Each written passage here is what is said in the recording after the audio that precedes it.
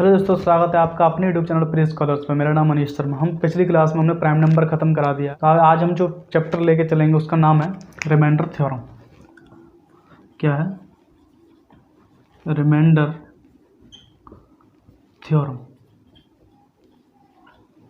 Remainder theorem क्या है? Remainder theorem इसको बोलते हैं शेषफल प्रमेय।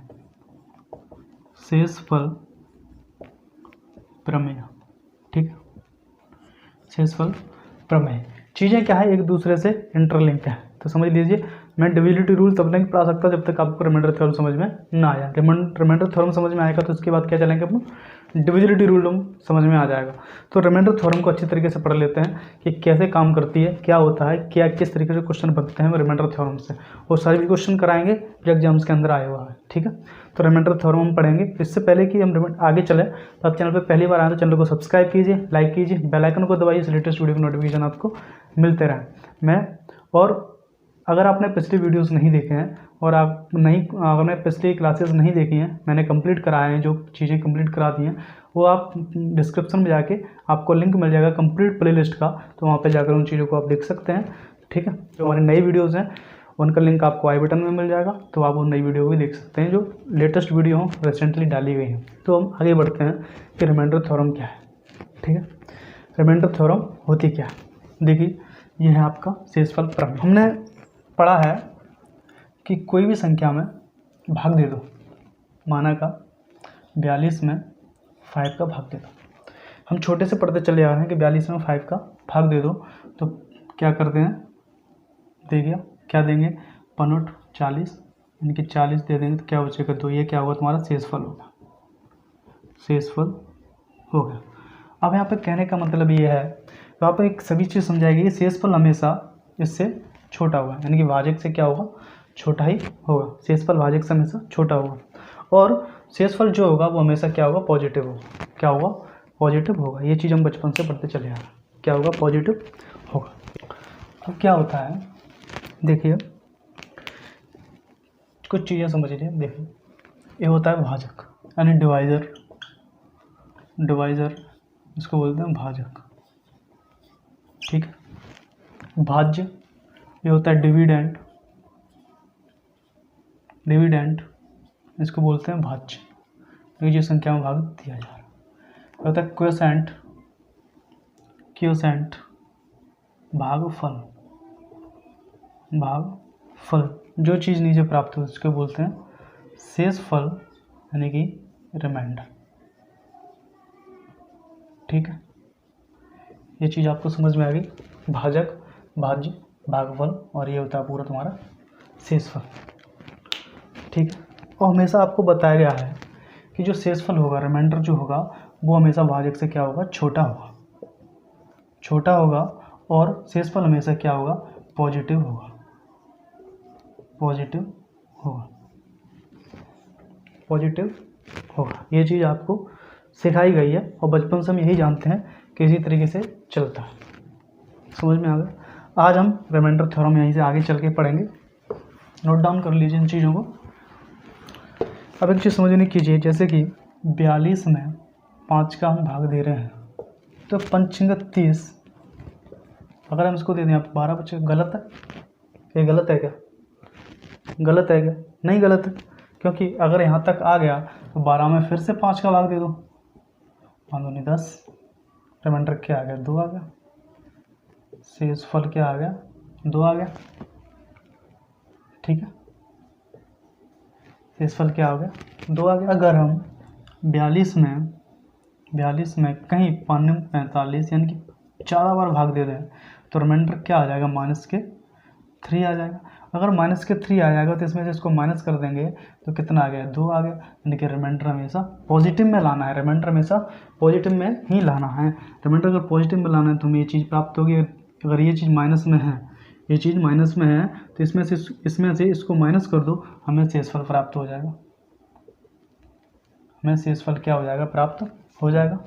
कोई दिक्कत है इसमें? कोई दिक्कत है? क्योंकि हमें बचपन से पढ़ाया गया कि हमेशा शेषफल इससे छोटा होगा और पॉजिटिव होगा। क्या होगा, पॉजिटिव होगा। लेकिन ये कहीं नहीं है कि पॉजिटिव होगा, नेगेटिव भी ला करके हम सॉल्व कर सकते हैं। नेगेटिव भी ला करके हम सॉल्व कर सकते हैं, फिर भी हमें पता पड़ जाएगा। पर ये चीज़ें तो होती हैं जैसे कि छोटी क्लासों में पढ़ाया जाता है, वो चीज़ के लिए ठीक है। आगे जब हम कंपटीशन पढ़ रहे हैं तो कंपटीशन में क्या है, कुछ चीज़ें अलग करनी पड़ती हैं तभी हमें मिल सकता है। ठीक है, यहाँ तक की बात आपको समझ में आ गई ना। आगे चलते हैं। अब आपसे बोला कि 42/5, यही उदाहरण लेके चल रहे हैं हम कि 42/5।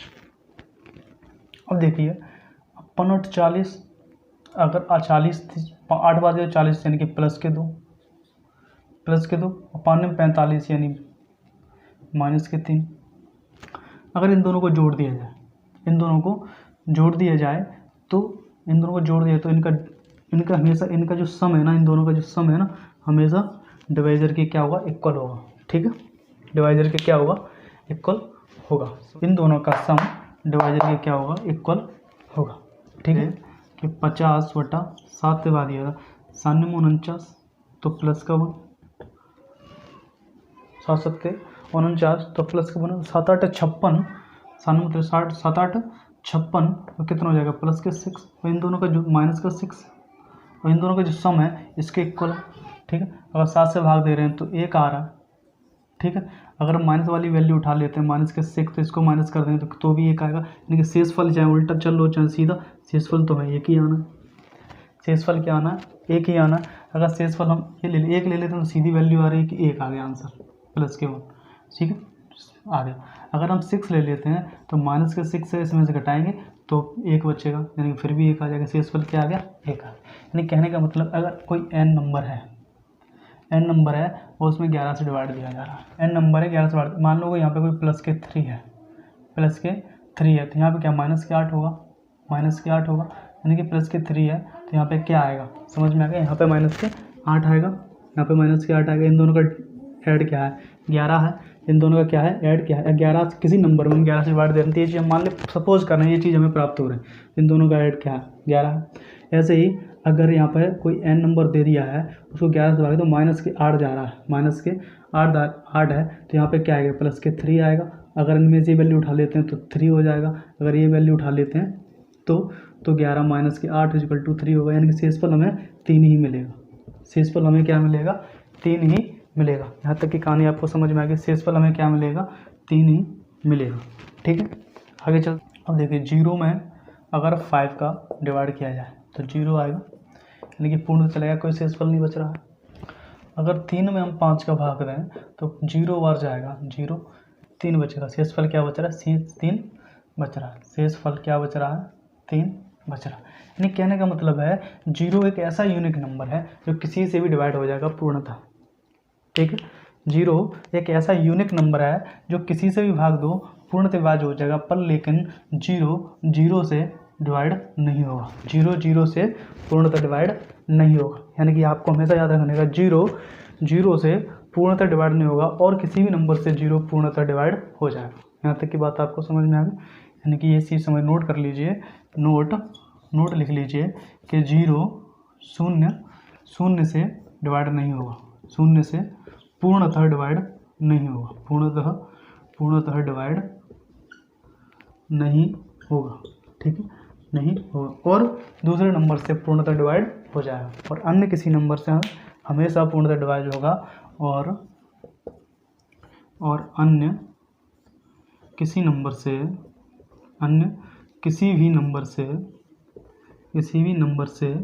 पूर्णतः डिवाइड हो जाएगा, पूर्णतः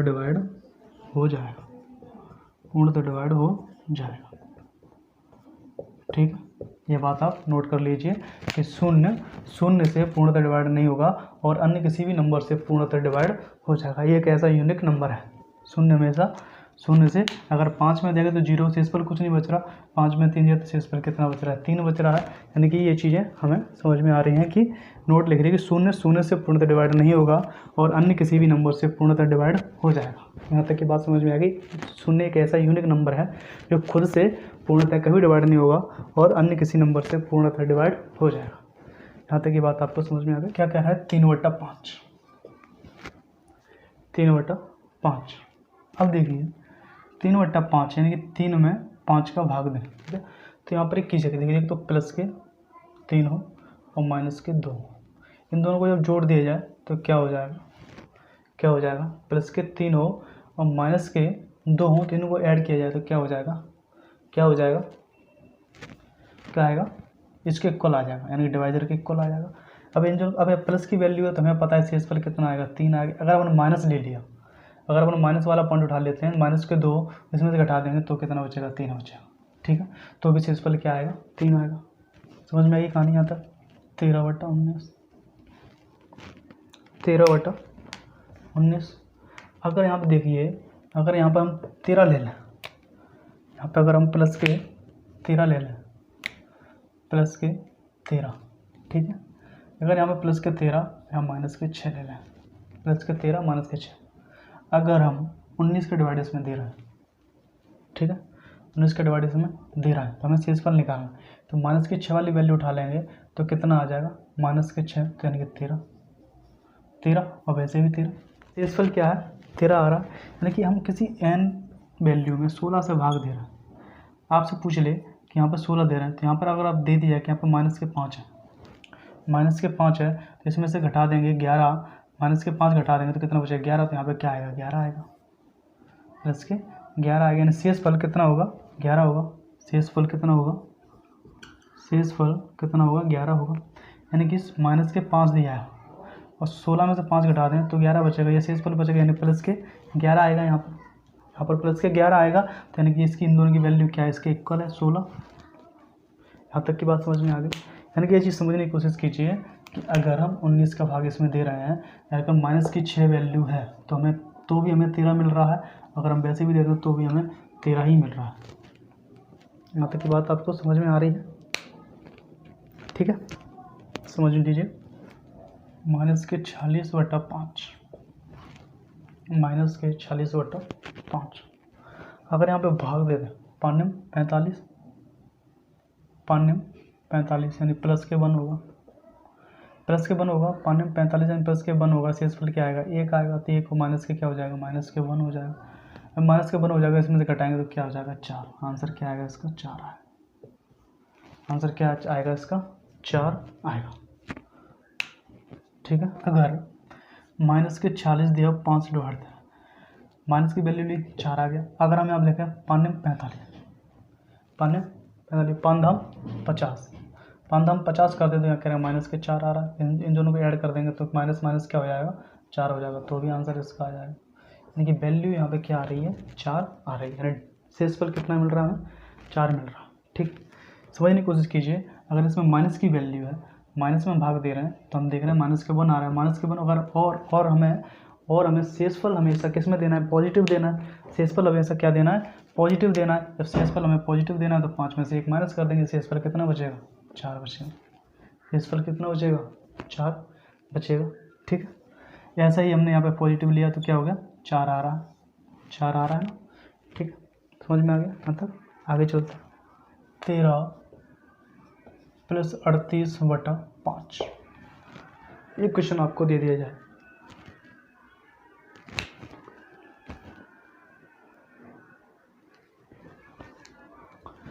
तेरह + 38/5, ये क्वेश्चन आपको दे दिया जाए। अब देखिए, अगर हम यहाँ पर देखें, अलग अलग सेपरेट कर लीजिए, या तो इन दोनों को ऐड कर लीजिए, इन दोनों को ऐड कर लीजिए। अगर छोटी संख्या है तो आप ऐड कर सकते हैं, बड़ी संख्या तो ऐड नहीं होंगी, छोटी संख्या तो ऐड कर सकते हैं। इन दोनों को ऐड कर लेंगे, यानी कितना हो जाएगा, 41 और 51, 51/5 हो जाएगा, 51/5 हो जाएगा। अगर 5 से हम डिवाइड दें, 5 धाम 50 यानी कि प्लस के 1, 5 धाम 50 यानी कि प्लस के 1 = क्या आएगा, यानी 1 क्या आएगा, इसका रिमाइंडर आ गया, 1 क्या आ गया, रिमाइंडर आ गया। इस तरीके से ऐड कर लेते हैं। ऐड किया तो रिमाइंडर क्या आया, 1 आया, ठीक है। अगर हमने इसको ऐड किया तो रिमाइंडर क्या आया, 1 आया। अगर यहीं पर देखें, अब यहाँ पर देखें, यहाँ पे अगर इनसे ज़्यादा भाग दें, 35 15 तो माइनस के 2, 15 40 यानी कि माइनस के 2 बचेगा। 35 15 तो माइनस के 2 और 15 40 तो भी माइनस के 2 बच रहा है। यहाँ भी माइनस के 2, यहाँ पे भी माइनस के 2, माइनस के 2 और माइनस के 2। अगर माइनस के 2 और माइनस के 2 अगर ऐड कर दिया जाए, माइनस के 2 अगर माइनस के 2 ऐड कर दिया जाए तो कितना हो जाएगा, -4। और माइनस के 4 यानी 5 में से एक माइनस के 4 जाएंगे तो कितना बचेगा 1, यानी कि रिमाइंडर फिर भी 1 बच रहा है, रिमाइंडर फिर भी 1 बच रहा है। अगर यहाँ पर 13 प्लस 38/5 हो, ठीक, यहाँ पर ले लिया हमने पंक्ति 15 यानी कि माइनस के 2, 5 7 35 यानी कि प्लस के 3, इन दोनों को ऐड किया तो 5। अगर इसमें से इसको घटा दिया, इन दोनों को जब ऐड करेंगे तो ये घट जाएगा, क्योंकि ये माइनस की वैल्यू है, ये प्लस की वैल्यू है, घट जाएगा तो कितना हो जाएगा, फिर भी प्लस के 1 आएगा, यानी कि आंसर क्या आएगा 1। यहाँ से इस पर कितना आ गया 1 आ गया। अब देखिए, अब यहाँ पर सपोज कीजिए आपको मैंने कुछ आपको यहाँ तक की बात समझ में आ गई होगी। यहाँ से इस तरीके से क्वेश्चन को सॉल्व करना है, यानी कि ना कि उस तरीके से ऐड करना है फिर भाग देना, नहीं, इस तरीके से क्वेश्चन सॉल्व करना है, यानी कि प्लस के 1 होगा। अब देखिए, अगर 13 माइनस के 38/5 माइनस के 38/5 पंक्ति 15 माइनस के 2 15 40 माइनस के 2, ठीक, माइनस माइनस प्लस हो जाएगा तो यानी कि क्या हो जाएगा, कट जाएगा।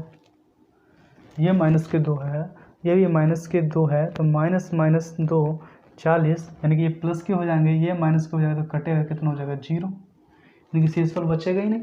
अगर यहाँ पर 13 × 38 ले लेते हैं और डिवाइड बटा 5 करते हैं, यहाँ पर देखें तो माइनस के 2 और प्लस के 3, इन दोनों को मल्टीप्लाई करेंगे तो कितना हो जाएगा माइनस के 6, और इसमें से घट जाएंगे, माइनस के 6 हो गया, इन दोनों को मल्टीप्लाई, अब माइनस के 6 में से 5 जाएंगे तो कितना बचेगा, माइनस का 1 बचेगा, और फिर फिर 5 में से अगर माइनस का 1 घटाएंगे तो कितना बचेगा 4 बचेगा। यानी कि चिन्ह चेंज करने से, यानी कि साइन चेंज करने से उसकी वैल्यू भी चेंज हो रही है, साइन चेंज करने से उसकी वैल्यू क्या हो रही है, चेंजेस हो रही है। यानी कि प्लस में हमें 1 मिल रहा था तो माइनस में हमें 0 मिला और प्रोडक्ट में हमें 4 बचा, यानी कि शेषफल कितना बचा, 4 बचा। यहाँ तक की कहानी आपको समझ में आ गई, यानी कि साइन चेंज करने से उसकी वैल्यू डिफर कर रही है, ठीक है। तो रिमाइंडर यहाँ पे चल रहा है, आगे चलते हैं, अपन आगे देखते हैं। ये तो बेसिक है, आगे हम आराम से अच्छे क्वेश्चन उठाएंगे। 63 × 113/11, ये जो क्वेश्चन है SSC 2011 में आया था, तभी रिमाइंडर थ्योरम जोड़ा गया था, ठीक है। 11, अब यहाँ पे देखिए 11 का अगर इसमें डिवाइड दें, 11 छक्के 66 यानी कि माइनस के 3, ठीक है। 11 धम 110, 11 धम 110, 11 धाम 110 यानी कि प्लस के 3, और इन दोनों का मल्टीप्लाई हो जाएगा तो माइनस के 9, 11 में से माइनस के 9 जाएंगे तो कितना बचेगा 2, यानी कि रिमाइंडर कितना आया 2 आ गया, रिमाइंडर कितना आया 2 आ गया है, रिमाइंडर 2 आ गया। अब यहाँ पे समझने की कोशिश कीजिए कि 63 प्लस के 113 दिया और बटे 11 से डिवाइड दिया जा रहा, इसमें जब डिवाइड देंगे तो यहाँ पे इसको डिवाइड दीजिए माइनस के 3 और प्लस के 3, यानी कि जब इनको ऐड करेंगे तो कट जाएंगे तो क्या हो जाएगा 0, यानी कि रिमाइंडर क्या आ रहा है 0 आ रहा है, रिमाइंडर है ही नहीं। यानी कि देखने की कोशिश कीजिए, यहाँ पर जब प्रोडक्ट थी, जब इंटू का निशान है तो रिमाइंडर 2 आ रहा है, जब उन्होंने प्लस कर दिया तो रिमाइंडर 0 आ रहा है, यानी कि यहाँ पर साइन चेंज करने से वैल्यू डिफर कर रही है, साइन चेंज करने से वैल्यू डिफर कर रही है। यानी कि यहाँ पर 63 माइनस के 113 ले लें, बट्टे 11 कर लें, यहाँ पे भी माइनस के 3, यहाँ पे भी माइनस के 3, इन दोनों को जब ऐड करेंगे यहाँ पे प्लस के 3, माइनस हो जाएगा तो माइनस के 6 हो जाएंगे, इसमें से घटाएंगे तो कितना बचेगा, 11 में तो 6 जाएंगे तो कितना बचेगा 5, यानी कि माइनस करने पर यहाँ पर शेषफल कितना आ रहा है, शेषफल कितना आ रहा है 5 आ रहा है। यानी कि वैल्यू यहाँ पर साइन चेंज हो रहा है, वहाँ पर वैल्यू क्या हो रही है, डिफर हो रही है। समझ में आ गया, वैल्यू क्या हो रही है, डिफर हो रही है। समझ में आ गई आपकी बात, ये कहानी आपको समझ में आ गई, अच्छे तरीके से समझने की कोशिश कीजिए ये चीज़ें, ठीक है। तो आज हम रिमाइंडर थ्योरम को ही खत्म समाप्त करते हैं, आगे हम अच्छे क्वेश्चन लेके आएंगे। ये बेसिक था रिमाइंडर थ्योरम का, तो आगे हम जो चलेंगे क्वेश्चन उठाएंगे, कैसे कैसे क्वेश्चन किस किस एग्जाम के अंदर आए हैं। तो आप ये चीज़ सीरीज़ को कंप्लीट देखना चाह रहे हैं और देखने की कोशिश कीजिए, क्योंकि सभी एग्जाम का इसमें कवरअप करके चल रहा है। तो आप चैनल पे आएँ, पहले से सब्सक्राइब कीजिए, लाइक कीजिए और शेयर कीजिए। Thank you.